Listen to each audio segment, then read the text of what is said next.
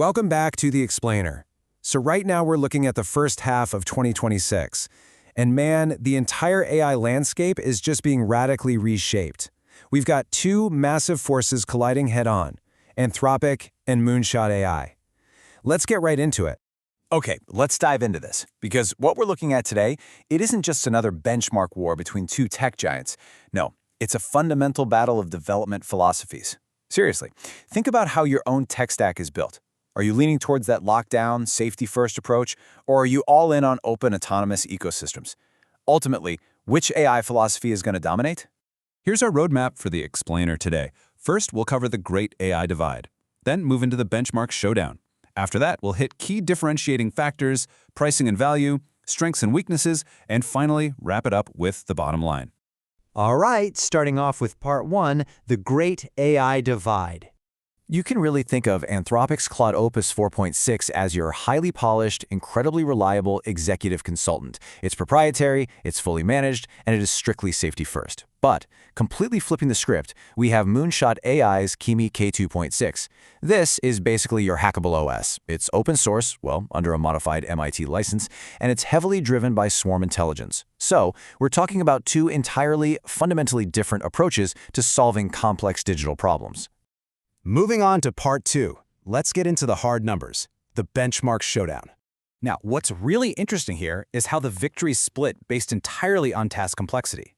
For SWE-Bench Verified, which measures those real-world code fixes, Claude Opus 4.6 actually narrowly takes the win at 80.8%. It's like the ultimate reliable pair programmer. But okay, here's where it gets wild. For complex engineering in SWE-Bench Pro and those gritty system-level tasks in Terminal Bench 2.0, Kimi just completely disrupts. It wins by over 5% and 1% respectively. Kimi even edges out Claude in humanity's last exam. Yet, despite all that, Claude still maintains a jaw-dropping, near-perfect 99.8% on AME 2025 for high school math. It's just a fascinating tug of war. That brings us to part three, key differentiating factors. The rapid arms race evolution between these two companies is honestly just staggering to watch. Back in January 2026, Moonshot released Kimi K2.5. Anthropic answered right back, literally a month later, with Claude Opus 4.6. Then, fast forward just 2 months to April, Moonshot dropped Kimi K2.6, and Anthropic rapidly fired back with Opus 4.7. I mean, they are pushing the boundaries of what's possible every few weeks. The pace is absolutely relentless. Let's move along and see how this builds into their core capabilities. Claude Opus 4.6 boasts this massive 1 million token context window. That is incredible for large-scale code-based analysis, though keep in mind it's strictly limited to text and images. Kimi K2.6, on the other hand, offers a smaller 256K window, but counters that with native multimodal video capabilities and its totally revolutionary agent swarm. It's basically unlocking a completely new frontier of autonomous digital work. Up next is part four, pricing and value, and this is where it hits the bottom line. Okay, the cost disparity here is absolutely dramatic. Claude Opus 4.6 is undeniably a premium tool, coming in at a hefty $25 per 1 million output tokens. Kimi K2.6, just $4 for that exact same output. $4. And for input, Claude is $5 compared to Kimi's 95 cents. The open source disruptor is drastically, and I mean drastically, undercutting the proprietary model here. To put that into perspective with a real-world scenario, say you run a heavy task requiring 1 million input tokens and 500,000 output tokens. Claude is going to cost you $17.50. That exact same task on Kikimi, $2.95. Guys, that is an 83% savings for developers, and you're getting that without compromising on frontier problem-solving intelligence. All right, let's synthesize all this in part five, strengths and weaknesses. First up, let's look at Kimi K2.6, our innovative disruptor.